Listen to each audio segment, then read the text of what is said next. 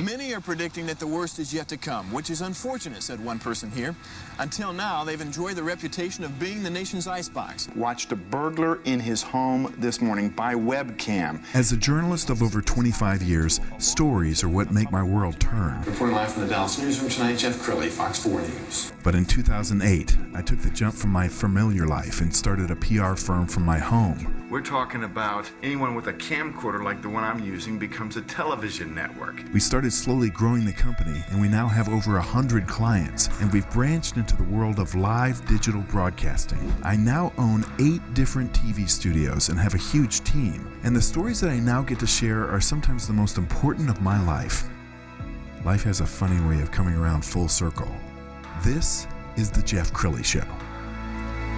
Welcome to my show. Well, the pandemic has really turned everything upside down, including a lot of businesses that may be forced to sell. So to talk about selling your business, Linda Broom, she is with Transworld Business Advisors. Welcome to the show. Well, thank you so much. I appreciate you bringing me here today. So a lot of people are kind of mystified. I mean, they know how to sell a house, but when you're selling a business, there's a lot to think about, isn't there? There really is. And a lot of people don't even know that we exist. So everyone knows you need a real estate agent. Some people try to do it on their own, is what most people try to do with their business often, because they don't know that we're out there. So we will do similar to listing a house. We will list your business and get the exposure out there for you. And there's a lot more that a broker will do as a business broker. And there's so much that goes into buying and selling a business than you could ever imagine. And so we're kind of the quarterback that holds it all together. Got it. So when this pandemic first hit and businesses were shut, did you think to yourself, I'm about to get an avalanche of business? Or what typically happens during a time of crisis like this? So Transworld actually has done town halls every single week since this started, because we've been around for 40 years, so we've seen a lot of ups and downs. And the last big one was the crisis in 2008. 2001 was a little bit, but 2008 was the economic crisis that we dealt with. And the problem is, unfortunately, a lot of businesses are going to go under. There's a lot of small businesses out there that are just barely making it, or just living, I don't want to say paycheck to paycheck, right, but transaction to transaction sometimes. And so really, prior to this, I had quite a few businesses listed, and they're still going to try and sell.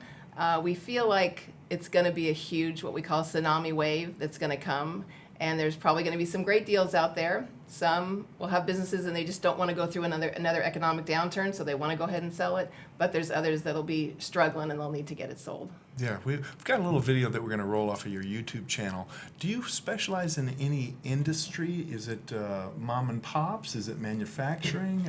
So we are primarily what we call Main Street businesses. And so Main Street businesses are what you would find on a main street: retail boutiques, restaurants, chiropractors, any kind of medical. We do some manufacturing, and we do actually have a mergers and acquisitions department that'll take us up into the higher ones. But primarily what you're going to find with the Transworld broker is those Main Street businesses: automotive, nail salons, hair salons, tanning salons, things like that. So kind of what you would see there. Yeah. I'm told that a mistake that a lot of business owners will make, especially if they're not really preparing for a sale, is that they're writing off so much that on paper it doesn't look like the company's making any money. And so when it comes time to sell, they can't get what they want. And that's very true. So a lot of people don't declare necessarily everything, or they do write everything off. But we do valuations for companies, and that's the first thing you need to do if you're considering selling your business. And that valuation will allow you to kind of see what you have in your business. And we have something called add back. So let's say, I'm not the IRS, so I don't really care what you write off. And so maybe you're writing off all your kids' telephones and your wife's telephone, and you're writing off all your travel and your meals. You're writing off a lot of things that the IRS says is fine to write off, but the buyer may not have those expenses. You may be writing your car off and you have a $1,000 a month payment. They may not have that. They may not have a car payment. So we put that in, and we call it discretionary earnings at the end. And from that discretionary earnings, we come up with a multiple of the amount of the business. So yes, you can write off as much as you want, but when we do the valuation, we do it so that it's what the buyer would be expensing.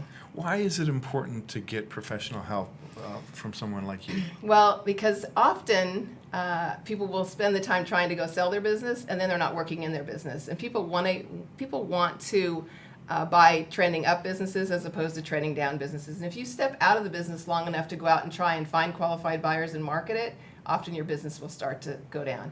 A big part is confidentiality. You know, when you're selling your business, depending on what kind it is, you don't necessarily want your employees to know right off the bat because they get fearful and they worry. So they're thinking, will the new buyer like me? Maybe I should go find another job. You know, maybe I'm not going to like them. So confidentiality is key. Along with just the negotiations. When you're in the middle of negotiations, just like when you're buying a car, isn't it just frustrating to like, okay, if they tell you the price, or if you sold your house on your own and they said we're going to give you, $300,000 for it, and you want $350,000, it's real hard to go back and forth. I'm a third party, subjective, objective intermediary where I am going to get the best price for you, and that's probably the best part, is that we're going to help that, and then we just do great marketing exposure for you. And we'll get it to the closing table. We've got all the things that are necessary to transfer it legally on to the next person. I've read where we're going to have the greatest transference of wealth in the history of mankind as the baby boomers retire and either leave or sell their business to their kids. Are you doing a lot of family transactions? We do family transactions, and the reason for that is, again, you want it to be very clean. The problem we're finding, though, is a lot of those kids don't necessarily want what their parents had. So the parents spent 10, 15, 20 years building that business, and the kids didn't see them at the recitals and didn't see them at the soccer practices, and so they don't want that. And millennials have a little bit different mindset, and so they want a little more of that work balance, which could be kind of a myth. But they want that work balance, and they didn't see their parents getting that when they had this family business. Yes. So then we definitely want to step in. But we'll do both. We'll do a family. I'm doing one with an automotive business right now. So that's cool. Yeah. So in every field, there's a win. For me, if I get somebody on the news, that's a big win. Yeah. What's a win for you? A win-win for both the buyer and the seller. We want them both to feel good about this, because really, the seller is passing on a legacy, their legacy, and they want their business to continue. A lot of people have this myth that businesses only sell when they're going down, and that's not really true. I have many of the businesses I've sold over the last few years have been businesses that are very successful, and they want to pass that on, so they're willing to stay on and teach and train the new person to make sure that the customer service is the same, or that the employees are taken care of, and we make it a smooth transition, which is another great reason to use a broker, because that's easier sometimes than just the two of you trying to work it out. Outstanding. Well, you have been a great guest. We're going to put your website up so people can get in touch with you, but promise us you won't be a stranger. I'd love to have you back sometime. Well, thank you very much. I appreciate it. Stay healthy. Okay. That's it for now. We'll see you next time.